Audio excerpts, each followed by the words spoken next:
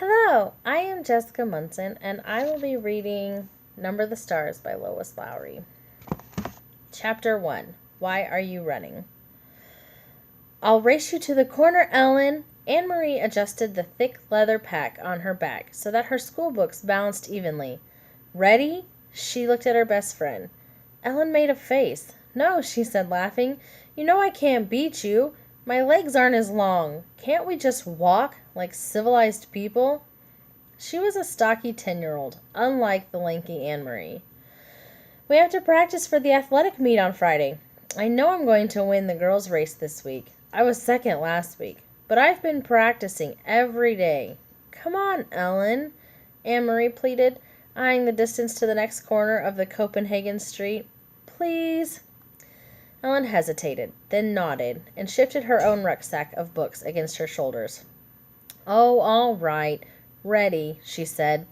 Go! Shouted Anne-Marie, and the two girls were off, racing along the residential sidewalk. Anne-Marie's silvery blonde hair flew behind her, and Ellen's dark pigtails bounced against her shoulders. Wait for me, wailed little Kirsty, left behind, but the two older girls weren't listening.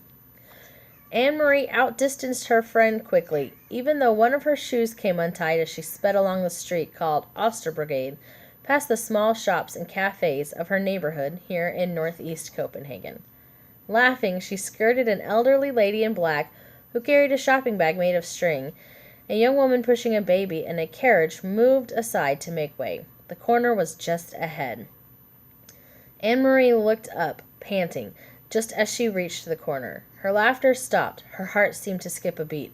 Halt! The soldier ordered in a stern voice. The German word was as familiar as it was frightening. Anne-Marie had heard it often enough before, but it had never been directed at her until now. Behind her, Ellen also slowed and stopped. Far back, little Kirsty was plodding along, her face in a pout because the girls hadn't waited for her. Anne-Marie stared up. There were two of them. That meant two helmets, two sets of cold eyes glaring at her, and four tall, shiny boots planted firmly on the sidewalk, blocking her path to home.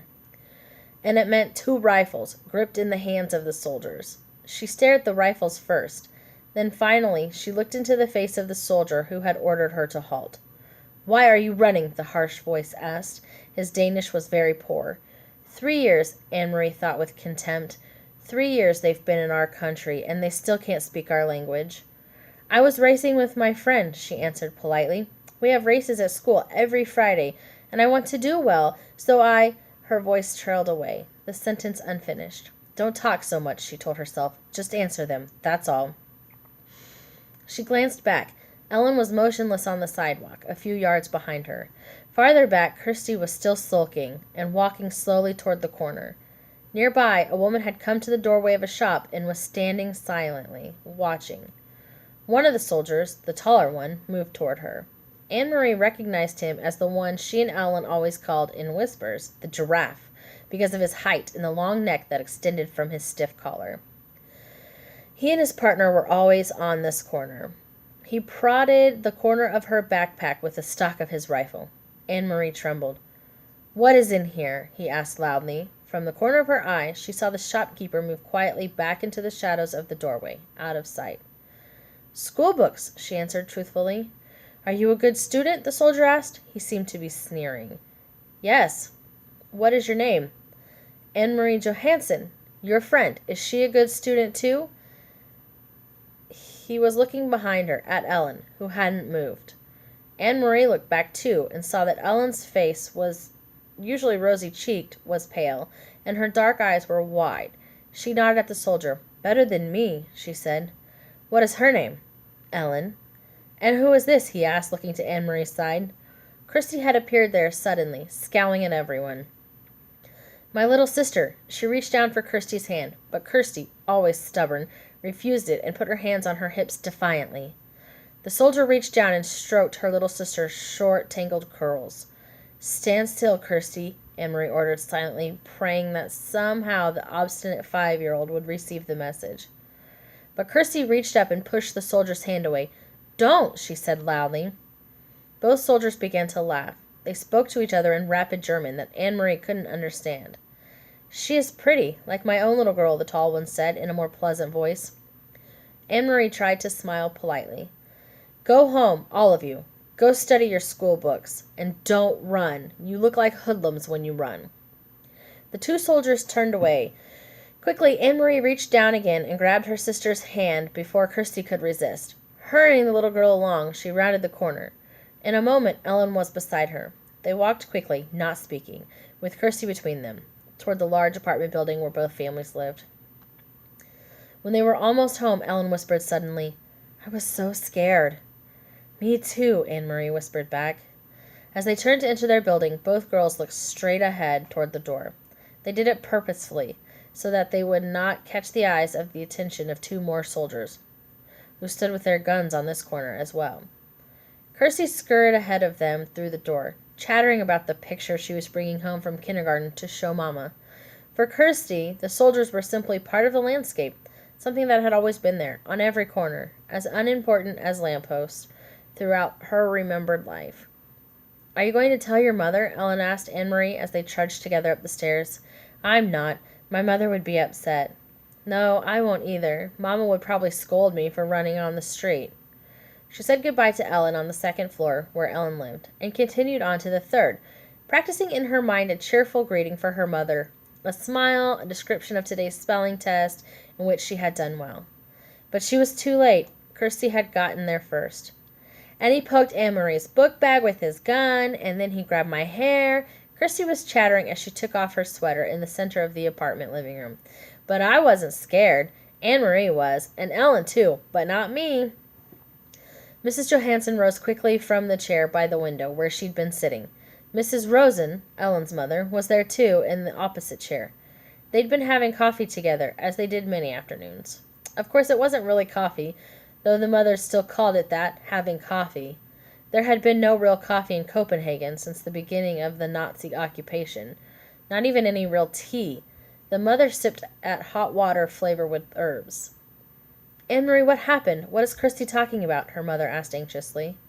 Where's Ellen? Mrs. Rosen had a frightened look. Ellen's in your apartment. She didn't realize you were here, Anne-Marie explained. Don't worry. It wasn't anything.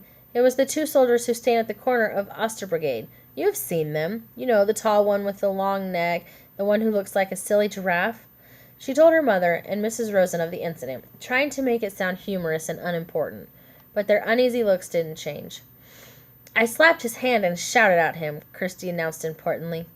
No, she didn't, Mama, Anne-Marie reassured her mother. She's exaggerating, as she always does. Mrs. Johansson moved to the window and looked down to the street below. The Copenhagen neighborhood was quiet. It looked like the same as always. People coming and going from the shops, children at play, the soldiers on the corner. She spoke in a low voice to Ellen's mother. They must be edgy because of the latest resistance incidents. Did you read in De Freedansk about the bombings in Hillerød and Nørrebro? Although she pretended to be absorbed in unpacking her schoolbooks, Anne-Marie listened, and she knew what her mother was referring to. De Freedansk, the Free Danes, was an illegal newspaper. Peter Nielsen brought it to them occasionally, carefully folded and hidden among ordinary books and papers. And Mama always burned it after she and Papa had read it. But Anne-Marie heard Mama and Papa talk, sometimes at night, about the news they received that way. News of sabotage against the Nazis, bombs hidden and exploded in the factories that produced war materials, and industrial railroad lines damaged so that the goods couldn't be transported. And she knew what resistance meant. Papa had explained when she overheard the word and asked. The resistance fighters were Danish people, no one knew who because they were very secret, who were determined to bring harm to the Nazis however they could. They damaged the German trucks and cars and bombed their factories. They were very brave. Sometimes they were caught and killed. I must go and speak to Ellen, Mrs. Rosen said, moving toward the door. You girls walk a different way to school tomorrow. Promise me, Anne-Marie, and Ellen will promise too. We will, Mrs. Rosen, but what does it matter? There are German soldiers on every corner. They will remember your faces, Mrs. Rosen said, turning in the doorway to the hall. It is important to be one of the crowd, always. Be one of many. Be sure that they never have reason to remember your face. She disappeared into the hall and closed the door behind her. He'll remember my face, Mama, Kirsty announced happily, because he said I looked like his little girl. He said I was pretty. If he has such a pretty little girl, why doesn't he go back to her like a good father? Mrs. Johansen murmured, stroking Kirsty's cheek. Why doesn't he go back to his own country? Mamma, is there anything to eat? Anne-Marie asked, hoping to take her mother's mind away from the soldiers. Take some bread and give a piece to your sister. With butter? Kirsty asked hopefully. No butter, her mother replied. You know that. Kirsty sighed as Anne-Marie went to the bread box in the kitchen. I wish I could have a cupcake, she said. A big yellow cupcake with pink frosting. Her mother laughed. For a little girl, you have a long memory, she told Kirsty. There hasn't been any butter or sugar for cupcakes for a long time, a year at least. When will there be cupcakes again? When the war ends, Mrs. Johansen said. She glanced through the window down to the street corner where the soldiers stood, their faces impassive beneath the metal helmets, when the soldiers leave.